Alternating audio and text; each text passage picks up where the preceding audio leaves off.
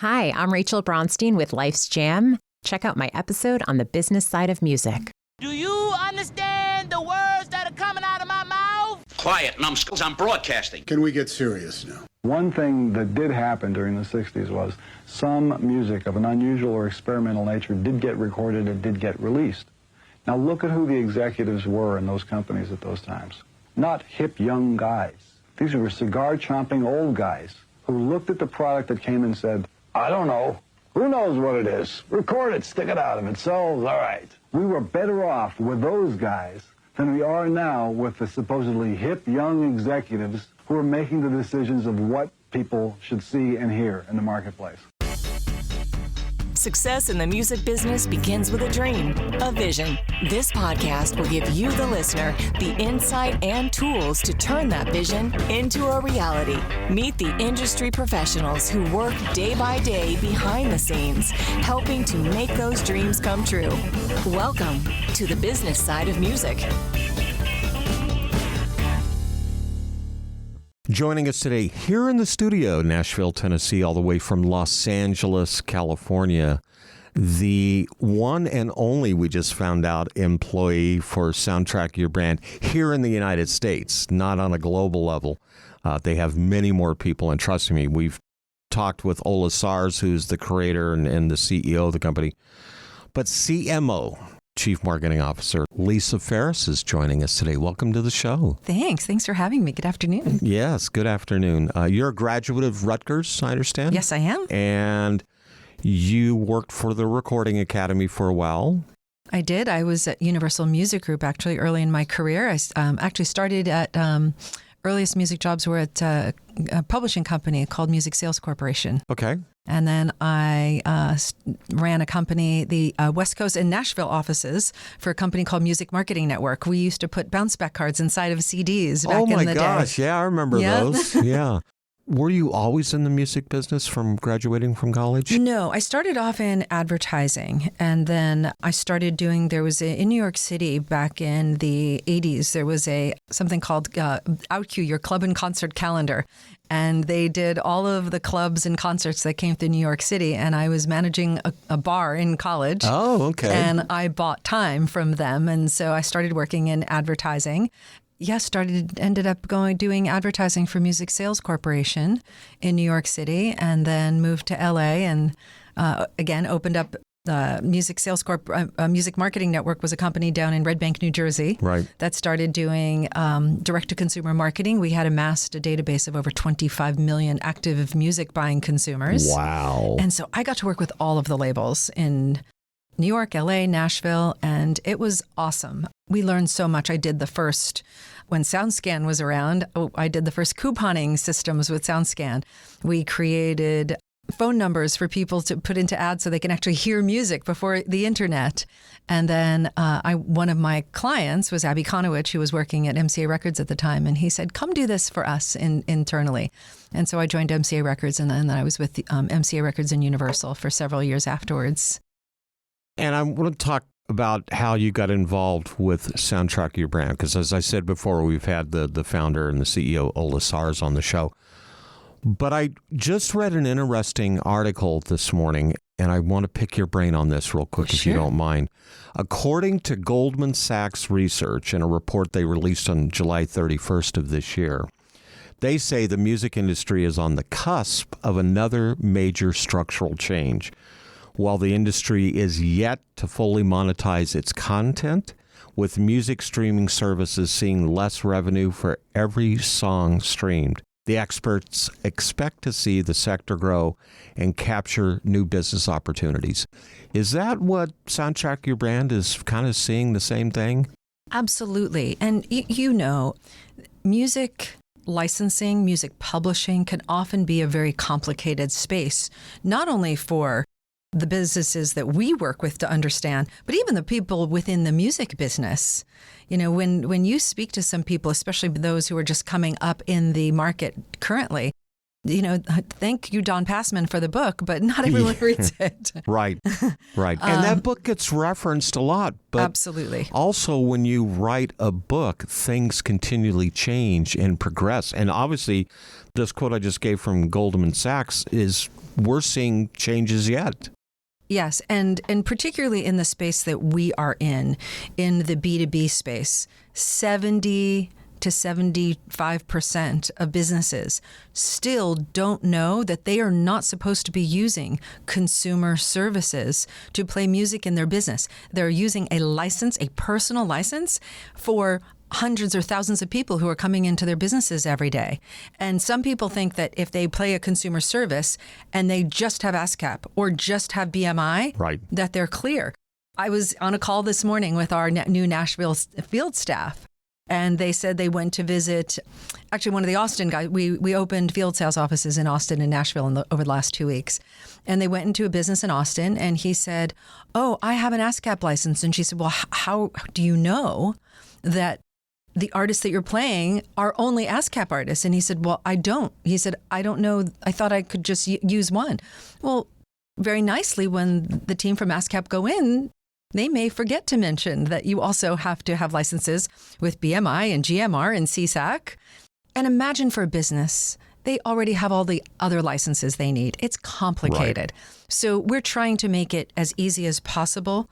And we're trying to educate not just businesses, but the industry on how can we join together to educate businesses and make sure that artists are paid for the music that's used. I think one of the things that, I'm an old dog. I always say I'm an analog guy in a digital world. Back in my youth, we had Muzak, and you paid Muzak a certain fee every month, and they brought in a box, and you got an assigned channel of music.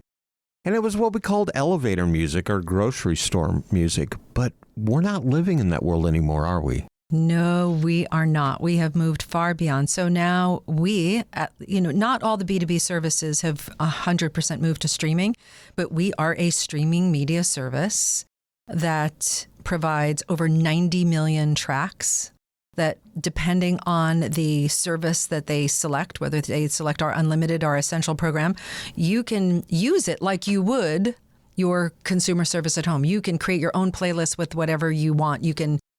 We have incredible playlists that are made for different types of businesses, by category, by mood, by genre.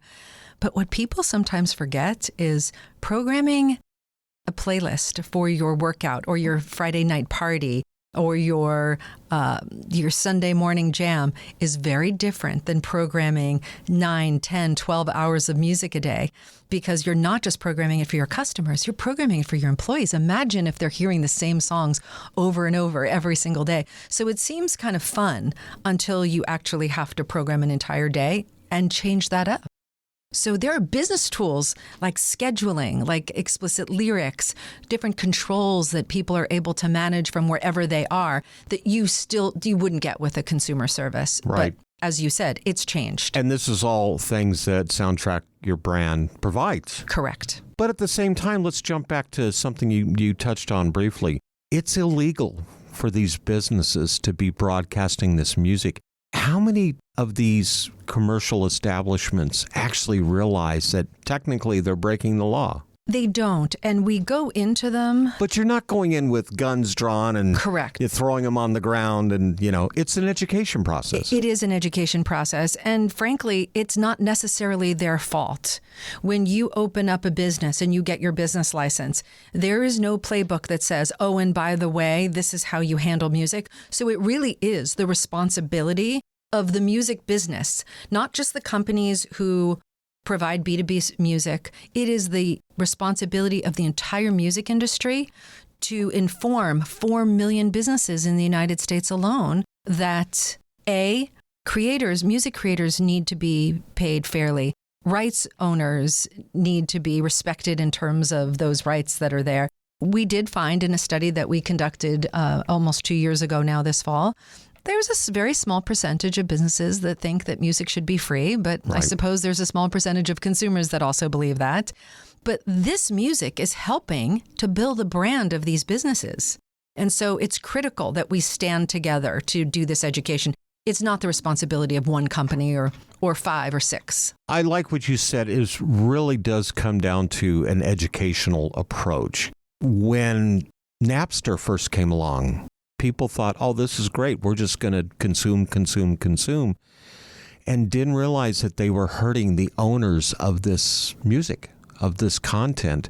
Has that mindset changed for most people now? Because obviously we have Spotify, we have Pandora, we have all these other platforms where we can now subscribe. Are people getting the idea that they've got to pay for the music? Because obviously now it sounds like you're, in a certain sense, having to drag the retail marketplace, that B2B, into getting into that same mindset.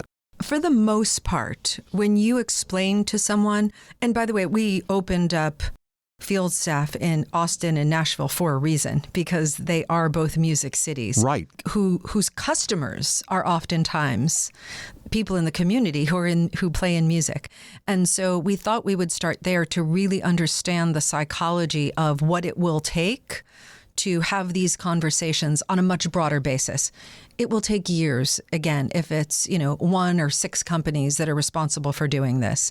For the most part, we see that people do care. Occasionally, there is the person who says, artists make enough money. I've got a struggling business. How those two come to terms, I have no idea, but it is not the majority. The majority just need to be educated.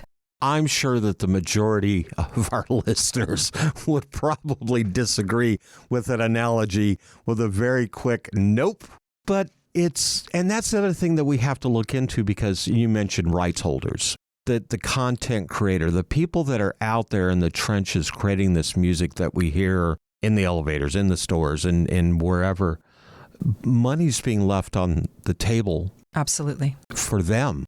Yes. And they maybe don't realize that. You would be surprised how many people who, as I said, work in music, who don't completely understand the fact that people are very familiar with the performing rights organizations, but many people don't really understand that the sound recording also needs to be respected in terms of its airplay in these businesses. Rights holders and artists are leaving 5 to 10 times what they would earn in a traditional streaming service for what we pay in a business or in a business environment. And it's not just about the respect of making sure that they're paying for these rights. It really is about ensuring that all music creators get paid for the work that they do in an environment that is, if you're a restaurant, you're helping to create the vibe, or in a bar, in a medical office, the psychology of how important that music is. And by the way, we're playing more and different genres. If you look at our top artists that we play, yes, it often meets the very similar popular artists, but we over-index on things like jazz, on electronic music, on classical music, on many other genres that you would expect to be played in different businesses. Right. Whether it's, a gym that's playing upbeat rock and hip hop to, the medical office that's playing ambient sounds. We're going to take a break, get a word in for a couple of our sponsors here on the business side of music. And when we come back, we're going to have some more conversation with Lisa Farris. You're listening to the business side of music. Hi, everyone. I'm Larry Butler, and I want to send you a free digital copy of my new book, The Singer-Songwriter Rulebook, 101 Ways to Help You Improve Your Chances of Success. That's right. Everything you need to know to launch your career as a singer-songwriter, all based on my 40 years in the live performance arena. And believe me, I've seen it all. In my book, you'll find the 10 things you have to deal with before even thinking about becoming a singer-songwriter performer.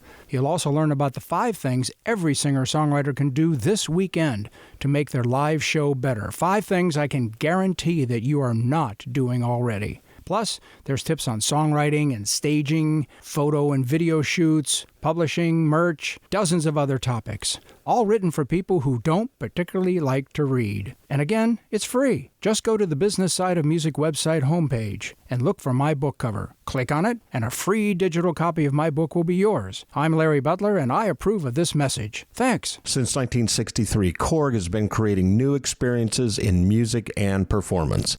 That is what drove the creation of some of Korg's most legendary products, such as the Poly 6, the M1, the Electribe, the Triton, the Minilogue, the Kronos, Wave State, Op6, and most recently the Nautilus, which is what we have here in our studio. Korg is dedicated to creating new, innovative, and uncompromising instruments which maintain the highest quality to inspire music makers, past, present, and future. Visit Korg.com or your favorite Korg dealer to get your hands on one of their products and start creating new music always.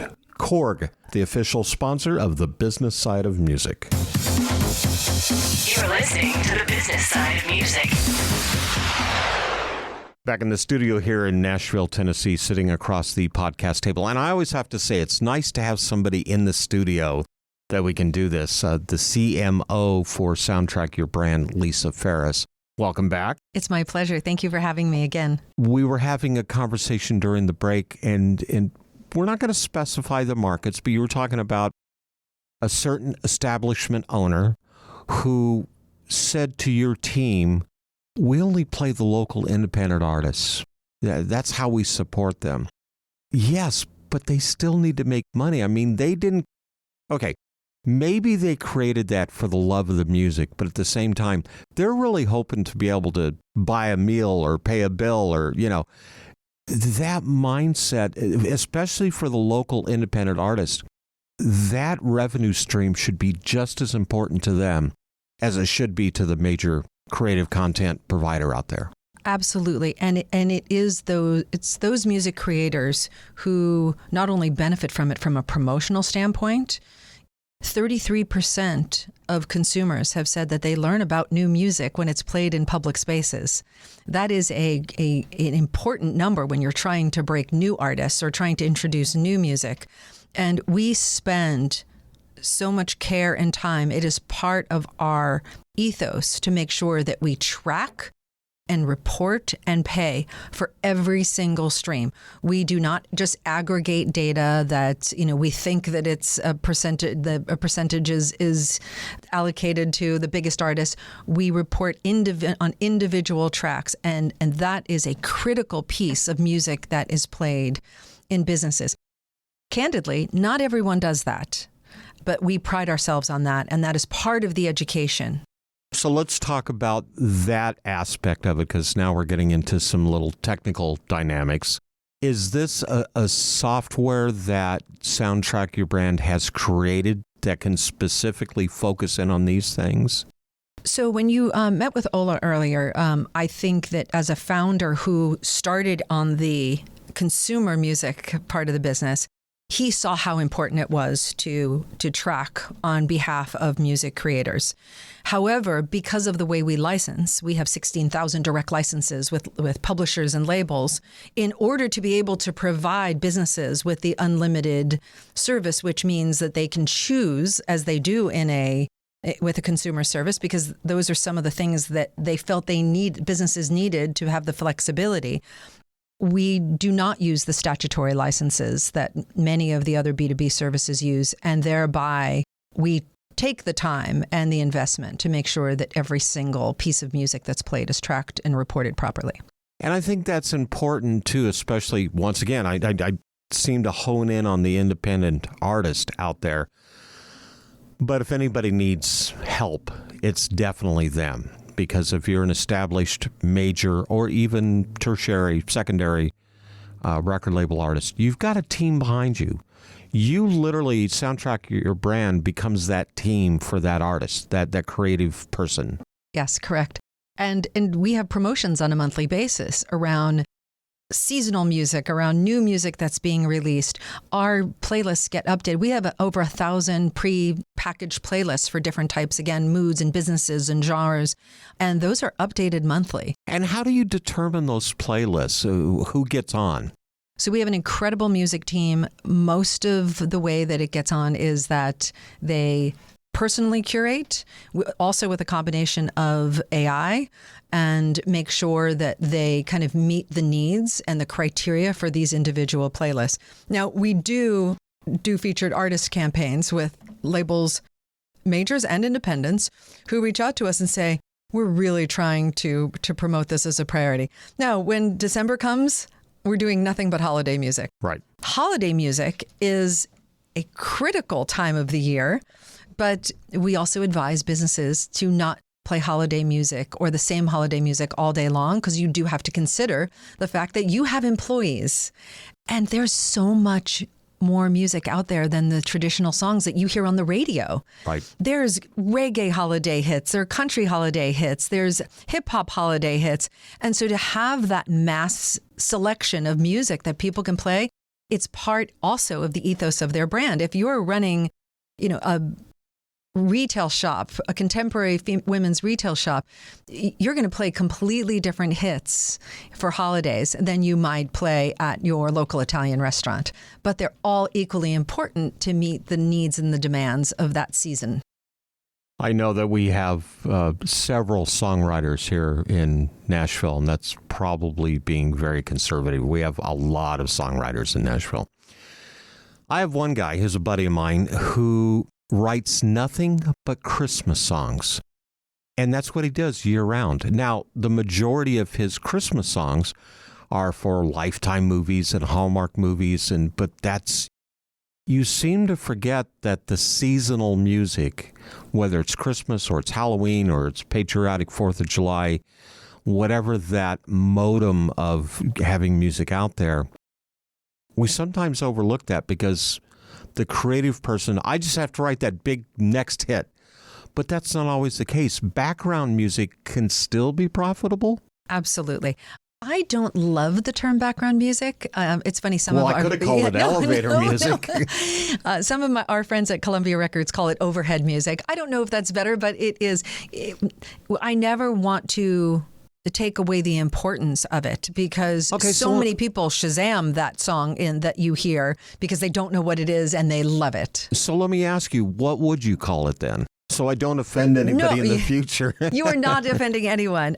We just refer to it as streaming music for business, because I will tell you that some of the businesses who today don't know that they can't use a consumer service, it's because some of the antiquated B2B services were still trying to send them CDs and jump drives and deliver it to a box when they're sitting there saying, no, I have it on my phone. It's fine. I really don't need you anymore. Right. I'm just going to plug my phone in. Yes. So we need to take responsibility for that as well, that people weren't really paying attention to this rather important vehicle, and businesses acted like consumers and they just started streaming music. And so today it is music streaming for businesses, really. So let's talk about Soundtrack Your Brand for a minute, because we've talked about all of the other logistics involved. And like I said, we've had Ola Sars on the show in years past. But let's get up to date. Let's get current. Things have obviously changed within your company too, because you're always progressing. I, as an independent artist, come to you and I say, here's my catalog. What can you guys do for me? So we do get those questions, even though we ingest hundreds of thousands of new tracks per year. When we get those requests, we explain to artists that they still need to go through the distribution channels of either a major label, an indie label, or TuneCore or CD Baby in order to upload their music. And then by that, we will get feeds of music into our catalog. And then we will, that's how we're able to report on them, through those ISRC codes and tracking every single track that's played. Okay, so I was going to ask you that. There's a certain amount of encoding that they have to do on their end, which is, I talk to a lot of artists and I say, so you got your ISRC codes in? And they're like, what's that? And that's part of that education process too.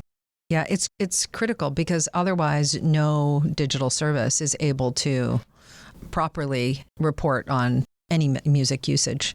But if they go through one of these proper channels, they will get those ISRC codes and everything that's needed, including their PROs and how the publishing splits are, in order for us to track properly. Because you mentioned Shazam, that is how a lot of people, I like that song.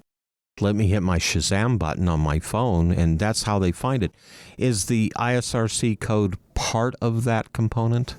I don't really know how Shazam works in terms of that, part of the audio recognition. Ironically, recently I was in a bar and there was a cover band playing, and I tried to use Shazam and it did not pick it up. So I'm not sure how their audio recognition works, whether it's the original sound recording that they're doing it based upon.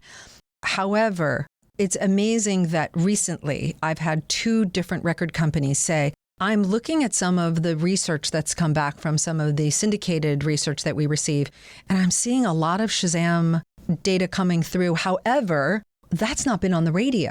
So the only thing we can think of is that we know you guys are playing it in various playlists for the businesses. And it is definitely one of the places where people will take out their phone, in a restaurant, in a bar, in a mall. So there's more and more research being done on that 33% that I was discussing. Right. And we are constantly tracking those numbers. But you would be surprised how there's still, of all the labels, there's still only a few that really reach out to us on a monthly basis saying, hey, we realize how important this is. Can we make sure that this is added to certain playlists? And then there are certain genres like the EDM artists. They fully understand the importance of music being played in public spaces. So how do you educate these distributors or these labels that this is vitally important? Because once again, I'm almost overusing the word education, but that's really what we're all trying to accomplish these days. It is one of our initiatives for this fall into the next year is to create a coalition of rights holders, record companies, publishers, hopefully the PROs, to join together to properly educate the 4 million businesses in the U.S. and even globally on proper use. Because again, without that, so many people will not be remunerated effectively. Speaking of that, we're going to take a break, get in another word for a couple of our sponsors, and when we come back, we're going to continue to have some conversation with Lisa Farris. You're listening to the business side of music. Hey, this is Jack Sharkey, host of the Between the Notes podcast. Are you a music fan? Do you still get a thrill from your favorite songs? Are you curious about the history, development, and tech behind it all? Well, then join us each week as we explore that and more on the Between the Notes podcast. Check us out on Facebook at Podcast Between the Notes and find us everywhere you get your podcasts. As a musician, you have a dream, that vision of what success looks like for you. Though it's not only about the money, money is part of it. Whether you've been extremely successful or you're just striving to maintain a regular cash flow, you need a plan. Money Concepts can help you develop a customized plan to achieve the financial stability and success you want. For over 40 years, Money Concepts has been providing holistic financial planning services to individuals, families, and business owners. As an independent firm, Money Concepts and their associates are committed to always represent the best interest of the client. It's really about a committed, benevolent interest in them personally. This independence, coupled with that committed, benevolent interest, means they represent you, the client, not a product supplier. It's not about selling products, it's about helping you achieve success. To learn how this can benefit you, contact my buddy, John Adams, with Money Concepts at 737-867-9309. That's 737-867-9309. You can also email John at jadams@moneyconcepts.com. You're listening to the business side of music. Back in the studio here in Nashville, Tennessee, sitting across the podcast table from me, Lisa Farris, who is the CMO of Soundtrack Your Brand. This has been so much of a wealth of information. I know we have more to talk about. I want to go back a little bit in that Soundtrack Your Brand has had a global presence, but is really just now starting to create some physical footprints in the United States. You said Austin and Nashville are where you have some teams now. And let's face it, those are music markets. Do you see Soundtrack Your Brand also breaking out into like New York, Chicago, LA, Miami? Miami's a huge music scene. Atlanta's a big music scene. Forgive me if I'm forgetting somebody else out there, some other city. But there's a lot of markets that really clearly define the music scene regionally in this country. Indeed. And, the markets that you just mentioned are all excellent markets and really have such different brand footprints in terms of the type of music that, Latin music in Miami is played far more than perhaps some of the other cities across America. Middle America still plays rock and roll, to degrees and over-index that's from other markets. That will never go away. Yeah, that will never go away. Right. New York and LA are always great markets. They're just not always great test markets just because of their size and space. But New York and LA are absolutely in our targets. Believe it or not, Portland, Oregon, and San Diego over-index for us in terms of we're what's known as a product-led growth company, which means in order for a business to get started, it's so easy. They come onto the website, they do a 14-day free trial. They don't even need to put in a credit card. They check out how it works in terms of, is it as easy as using as a consumer service, which it is, but there's so much more. There's explicit lyric filters, which, by the way, an explicit lyric filter in a consumer service environment versus a business environment is very different because it's not just explicit lyrics, it's content. Right. And so if you're providing, we do a lot of schools and malls, and so you have a family-friendly environment, it's also about the topic of that particular music piece. It's not just that they, use an inappropriate word. Yeah, it's not necessarily the four-letter words, but it's the subject matter that you really have to filter through. Yeah, and we have to do that. That is also part of what family-friendly businesses expect from a commercial music streaming service. And so the markets that you discussed, as well as Portland and San Diego and Detroit and Cleveland, all of those markets will be great for us, assuming that we get that education out there. I can see Portland, Oregon. I mean, obviously their music scene, although underground for a long time, but they always created this very organic environment musically. But then when you mention San Diego, I'm thinking that's a naval city, that's a military city. But there are those markets out there that you look at that we wouldn't normally think of as a great way to get analytics and data. Absolutely. San Diego has an enormous craft beer market. It's a big travel and tourism market. So some of those do exceedingly well in terms of over-indexing for locations in which music is being played. And the importance, you have to remember that one of the reasons why music matters so much, it's in our name. We affect the brand, the experience, and it is a very cost-efficient way for companies and businesses to differentiate their brand by the music that they play. It creates the ambiance. Let's talk about over-index. What is that definition? Of over-indexing by people who play music or by genre? Both. Okay. I'm assuming they're two different things. Yes. So we definitely have markets that, unfortunately, we have experienced are willing to pay for music. Again, back to the education piece. Right. And the reason why we started these field teams in Austin and Nashville is because if you look at globally, we have 66,000 zones that are playing music globally at any given time. If you look at Stockholm, Sweden, which is where our headquarters are, we over-index there in terms of the amount of businesses that play Soundtrack Your Brand in them. And so we started to take a look. We took a step back and looked at, well, if we had boots on the street in each of these markets, can we affect that market? Again, nothing will take the place of the industry saying, we need to pay attention to this. We need to make sure that most businesses understand what the legalities are. That shouldn't be the role of only one company. But having these people on the street, giving them the decals for the windows that say, we proudly support music creators, powered by Soundtrack Your Brand, and they will have ASCAP, BMI, and GMR logos on those labels because we want them to proudly display that they really are doing the right thing. Yeah, exactly. Someone wants to find out more information for Soundtrack Your Brand. Where would they go?